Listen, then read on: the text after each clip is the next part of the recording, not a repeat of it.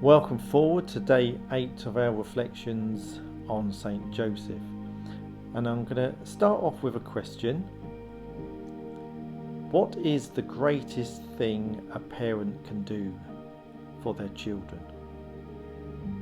So you may want to stop the video, pause and give that some thought before we move on.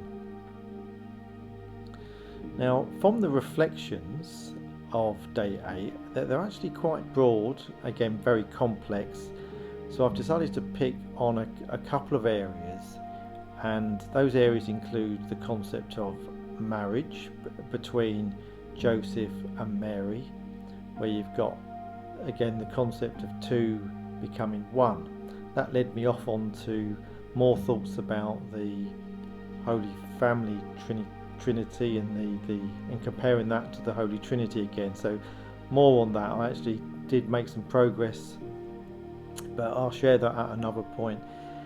The other themes are about wedding feasts and the kingdom of God, and that made me think about again from the book, the reflections upon Jesus when he talked about comparing the kingdom of God to a wedding feast, but you had to be dressed correctly to get into the wedding feast. So again, what might that mean for us? So again, if you want to pause the video and have a little think about that. So going back to the first question, what is the most important thing a parent can do for their children? Well, maybe it's help them get dressed, or ensure they're dressed, if that's possible, to be able to get into the kingdom of heaven. So give that some thought. So let's go back to the Holy Family. So we're told that Jesus grew in wisdom and knowledge under the parenthood of Joseph and Mary, and again we're being asked to imitate Jesus, and therefore we should be looking to imitate Saint Joseph and Mary. But again, we're reflecting on Saint Joseph and actually asking Joseph to help us get dressed for the kingdom of heaven, or for the wedding feast.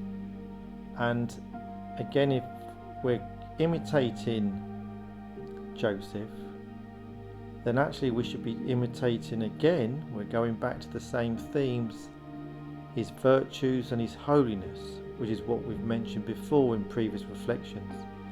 And actually it's his virtues and his holiness that we need to wear, that we need to be dressed in to get into the kingdom of heaven. So I'm going to leave that with you to think about.